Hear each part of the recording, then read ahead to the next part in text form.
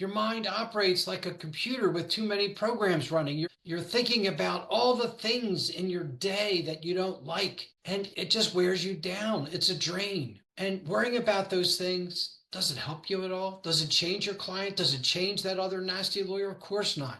But it takes a toll on you. You have headaches, stomach aches, you can't sleep. You just feel stressed and overwhelmed. And it's a stress that really we've somewhat created ourselves. And you may say, I didn't create it, Gary. That client is so difficult. That partner is so demanding. That lawyer is nasty and acts unethically. I didn't create those situations. No, but you create the stress because of how you respond to those situations. Welcome to the Free Lawyer Podcast. I'm your host, Gary Miles. Everybody, happy Monday. I hope you guys had a great weekend. So imagine this scenario. It's 9 p.m. You're still at the office. You're staring at the ceiling. Your mind is racing about the opposing counsel who just blindsided you, that client who's ignoring your advice, and that senior partner's impossible demands. You know, for many of us, this scene replays nightly, creating a cycle of stress that seems unbreakable. But what if I told you that after 40 plus years as a trial lawyer, I've discovered the key to breaking free isn't fighting harder, but acceptance? I'm Gary Miles, and today on The Free Lawyer, I'm sharing with you how the most successful attorneys I know use acceptance, not as surrender, but as their secret weapon for professional transformation. In my own journey, this mindset shift revolutionized not just my practice, but indeed my entire life. So let me talk to you about the cost of resistance. And what do I mean about resistance? My resistance is that lawyer who's so hard, difficult, challenging. When he calls you, you immediately get stressed and wound up because you have to talk to him. The client who won't accept your advice, you get frustrated because he won't listen to you. Or that partner who doesn't seem to understand your needs, you hyper-focus on how that makes you feel. And when you're in that experience where you're resisting all those circumstances in your life you don't like, you create your own stress. Your mind operates like a computer with too many programs running. You're thinking about all the things in your day that you don't like, and it just wears you down. It's a drain. And worrying about those things doesn't help you at all. Does it change your client? Does it change that other nasty lawyer? Of course not. But it takes a toll on you. You have headaches, stomach aches, you can't sleep. You just feel stressed and overwhelmed. And it's a stress that really we've somewhat created ourselves. And you may say, I didn't create it, Gary. That client is so difficult. That partner is so demanding. That lawyer is nasty and acts unethically. I didn't create those situations. No, but you create the stress because of how you respond to those situations. And I'm going to show you exactly how. But when we resist those circumstances we can't change, it erodes our performance. We're not on the top of our game. It affects our relationships with our clients. And it affects how we feel and how much we enjoy our practice. So let's talk about what acceptance is.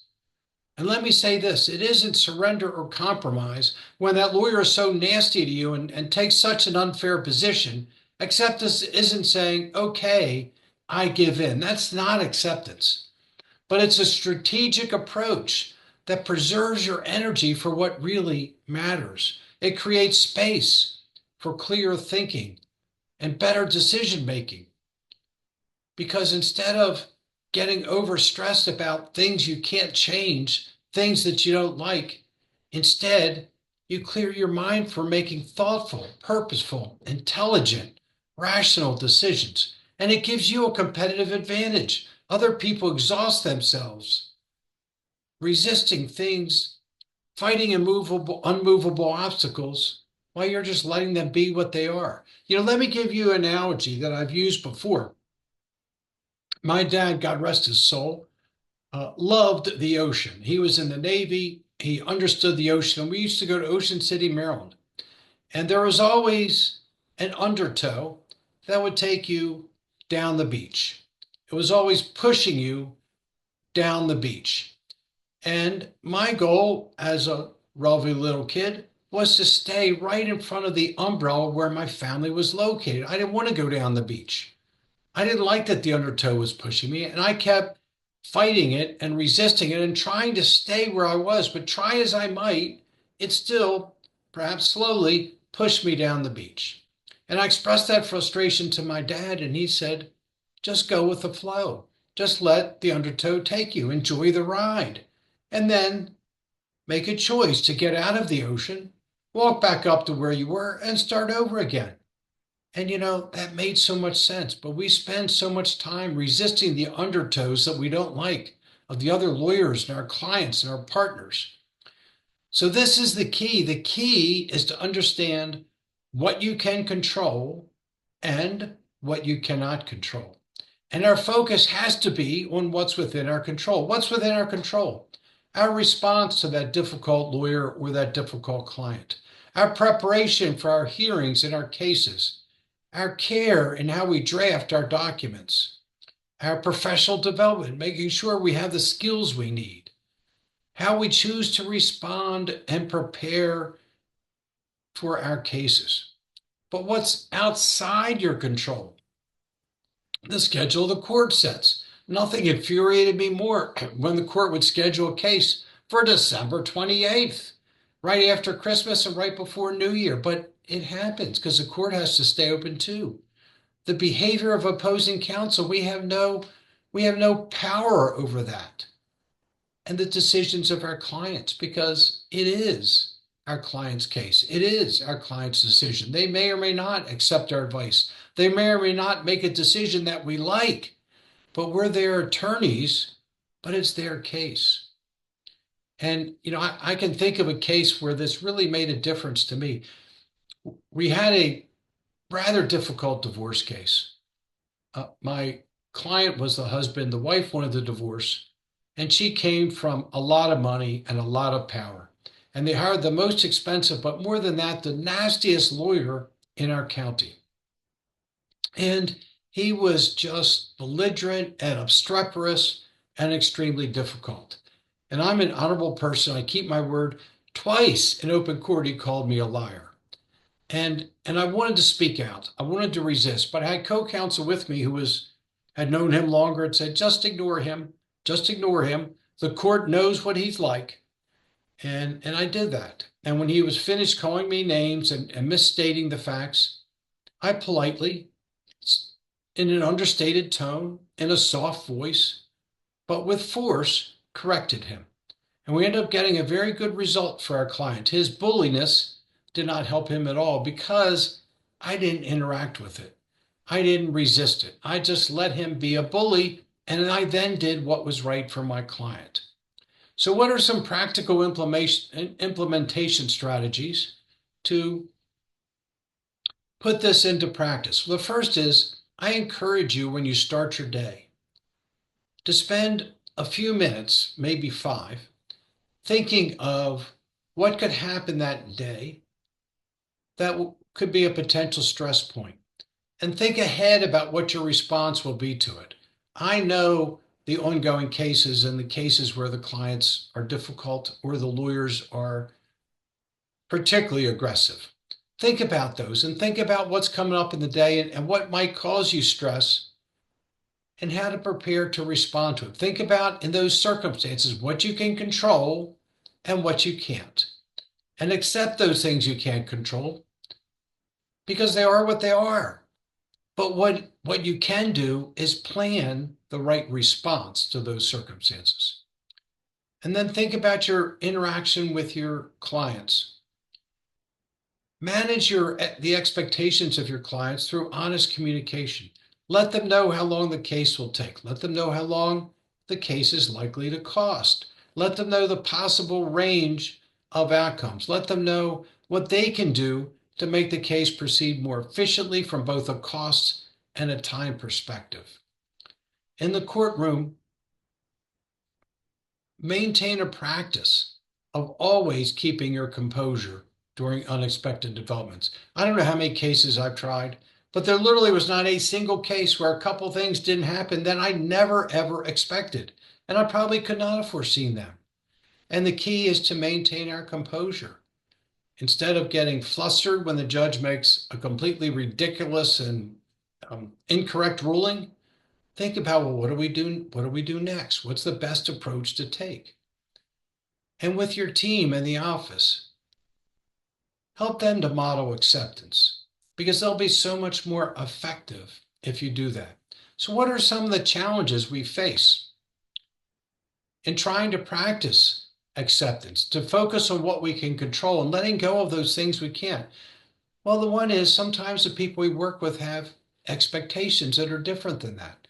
They expect us to do certain things and just be prepared to handle them, to know that while they have expectations of you, there are limitations to what you can do and what you can provide, and respond appropriately. Difficult counsel, constant problem. There was one lawyer who would call me all the time and get so angry. And how would I handle that? I wouldn't. It was hard, but I try not to get frustrated. I would let him finish. I'd let him burn himself out with this conversation. And then I would respond in an understated, soft voice, without any name calling, without any invective, without any accusations. I'd just state the facts and I'd state our client's position. Often he'd interrupt me again while I'm talking. I'd say, oh, excuse me, I was talking, but I'll let you finish. Share everything you want to share and then let me have a time to respond. And I wouldn't raise my voice. I wouldn't get frustrated.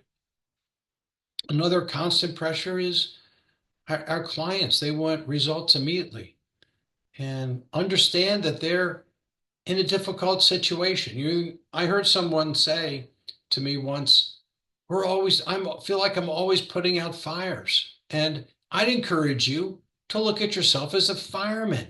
Your job is to put out your clients' fires. That's what we do when our clients are under such pressure where they're scared and fearful. We have to try to put those fires out, help them put those fires out.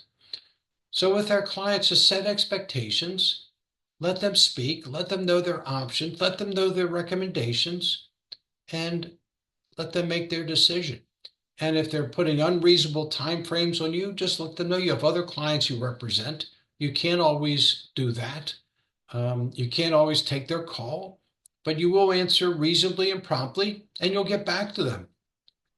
Another constant challenge is our workload balance and the time constraints we have. We can't really change how much work we have to do. I work for myself and I had the right to turn down certain cases if I wanted to, if the cases didn't seem like a good fit.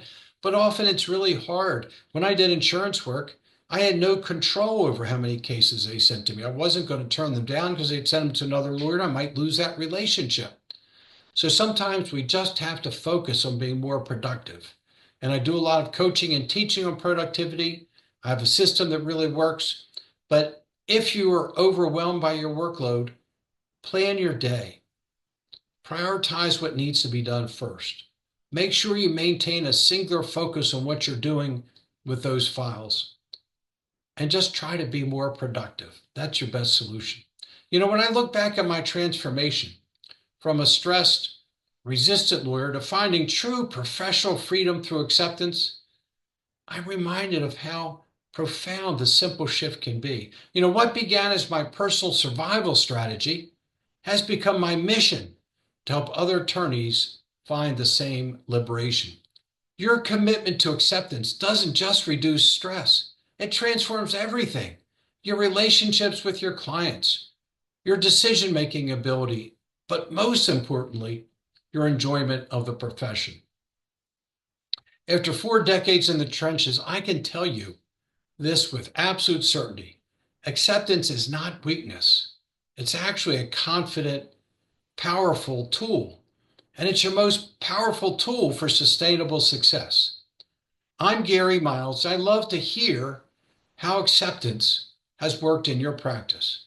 Leave a comment below or in the LinkedIn post that I'll make. And if you're ready to go deeper, Book that complimentary strategy session. The link is in the show notes. Until next time, keep practicing acceptance, keep moving towards freedom, and as always, please be well, be safe, and be free. Thank you so much for listening to today's episode of the Free Lawyer Podcast. Wherever you are listening, if you enjoyed what I shared, please leave me a rating and review. I would appreciate hearing more about what you like best and what topics you might like me to cover in future episodes. If you are interested in experiencing a more fulfilling and a more successful life, please contact me at www.garymiles.net, where you can schedule a free discovery call with me so I can learn more about you, your challenges, and your dreams. I appreciate each and every one of you, and have a great rest of your day. Thanks to all of you for your support.